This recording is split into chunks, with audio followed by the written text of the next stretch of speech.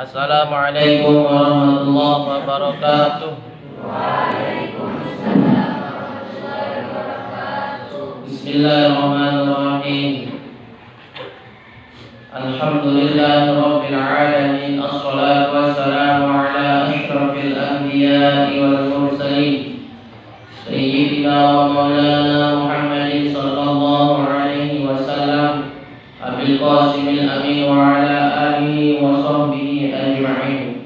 Rabbi shrah li sadri wa yassir li amri wahlul 'uqdatam min lisani yafqahu qawli wasaddid lisani wahdi qalbi bi rahmatika ya arhamar rahimin.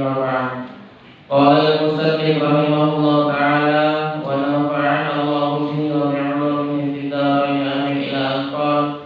Faslun wa faraidul ghusli thalathatu asya'a. Di situ. Baik. Faslun, pasal yang membahas tentang wa faraidul ghusli, dan bermula daripada fardunya mandi itu ada salah satu asya'a, ada 3 macam ya. Yang telat silakan di depan, laki maupun wanita. Baik, jadi fardunya orang mandi besar itu ada 3 perkara, ada 3 macam. Kalau yang 3 ini sudah dilakukan maka sahlah maka sahlah mandi tersebut. Mana yang 3 itu? Yang pertama an-niyatu, yakni niat.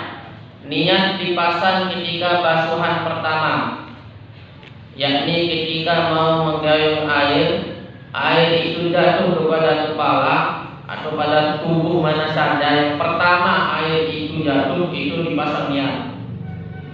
Jadi air jatuh ke kepala, umpamanya kalau airnya dituangkan ke kepala, maka air yang jatuh pertama kali di kepala, disitulah tempat kita memasang niat. Kapan itu? Ketika air sudah menyentuh kepala. Di situ kita tempat memasang niat mandinya. Misalkan mandi junub, aku niat mandi junub untuk menghilangkan hadas besar, fardu karena Allah Ta'ala. Terus umpamanya mandi besar, mandi haid, nawaitul ghusla li raf'il hadatsin minal haidin fardhu lillahi ta'ala. Aku niat mandi besar untuk menghilangkan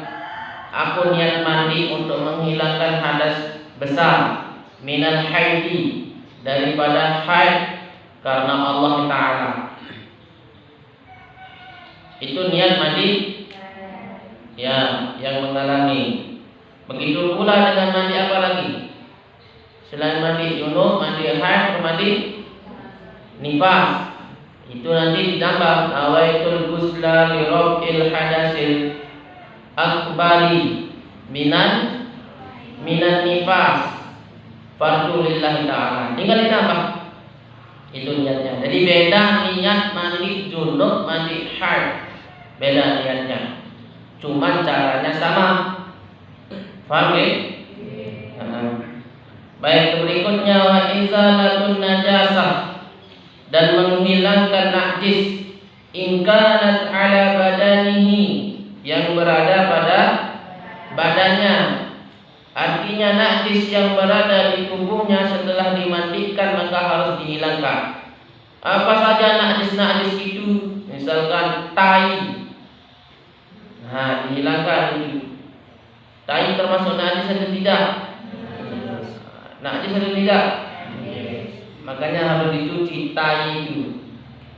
Setelah itu kencing, ya, daerah kemaluan itu pun dicuci supaya hilang najis itu. Paham semuanya? Jadi mandi dulu baru pakai sabun. Jangan sabun dulu baru niat mandi, itu tidak sah nanti. Dimandi dulu ya, baru pakai sabun.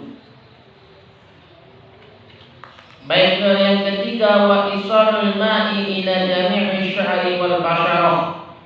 Wa isalu itu artinya mengalir al-ma'i air ila jami'i sya'ri pada seluruh rambut wal basyarah dan kulit. Jadi umpamanya kalau ada rambut atau kulit yang tidak terbasah ketika mandi besar, maka nanti itu akan diminta pertanggungjawabnya di hari akhirat. Begitu pula kalau itu tidak kena dengan air, maka tidak sah mandinya.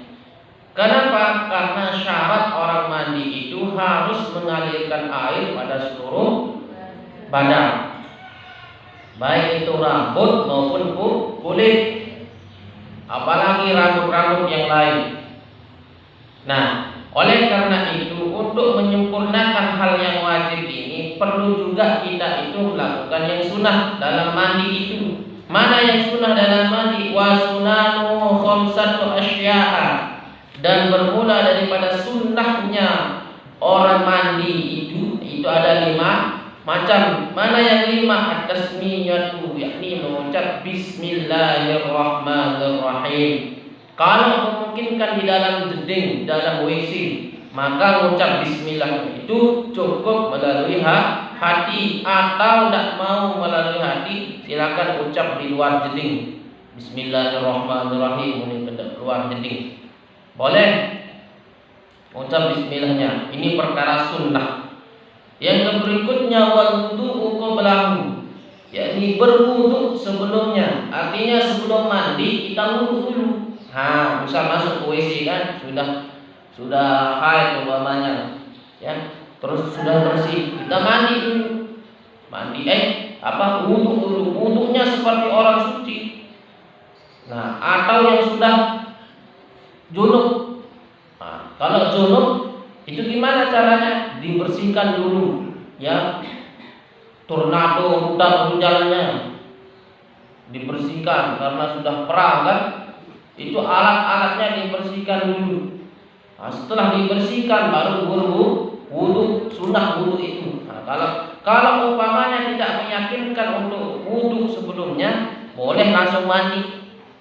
Ya, mandi setelah oke semuanya, baru kita berwudu. Nah, ini kitab lain saya temukan itu bisa kita berwudu juga setelah mandi junub.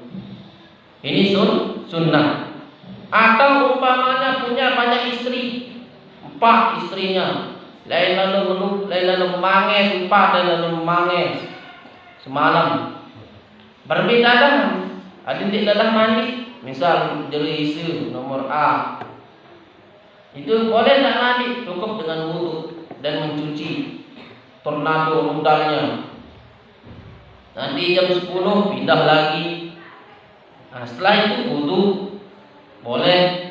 Karena nanti jam 1 agak pajangan ya, musuhnya jam 1. Ya, setelah itu wudu. Nanti ketika jam 3 itu lebih otak maniku lulus sekolah. Ia musuh. Mesti nang toak-toak keluar, dia dalam pola kelon. Itu tidak, dia itu wudu. Nah, kalau sudah yang keempat kalinya masih kedinginan, cukup dengan wudu. Kapan mandi? Nanti mendekati subuh. Boleh itu. Boleh. Jadi jangan nanti sampai kalian itu anak-anakku sekalian sudah nikah itu harus mandi. Udah tahunya dingin, apalagi bulan puasa. Ya, timbang sakit maka boleh nanti mandinya. Baik. Itu berikutnya wa imrarul yadi. Wa imrar, menggosok al-yadi, tangan, alal jasadi, pada tubuh. Tangan ini kita menggosok, sunnah itu supaya lebih bersih. Wal muwalah, yakni secara berurutan. Wa taqdimul yumna 'alal yusra, dan mendahulukan yang kanan daripada yang kiri. Itu sunnahnya kalau mandi.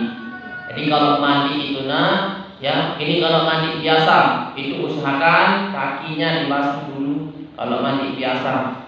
Kenapa? Nanti stroke kalau langsung bangun-bangun masih keluar awan-awan di kepalanya, masih keluar panas-panas di kepalanya, itu mandi jangan. Kenapa? Bisa stroke nanti. Makanya kalau mandi biasa itu kaki dulu, atau mandi jangan mandi dulu itu dicuci kakinya boleh, supaya dalil itu mengalir ke kaki. Jangan setelah kalian bangun pagi langsung ini Pak Imam pro dulu. Nah ini dulu menyebabkan itu berjalan dari stroke, rebak, sakit macam kendaraan jadi. Makanya cuci kakinya dulu. Oke, paham ya? Ya, wallahu a'lam bishawab. Oke, yang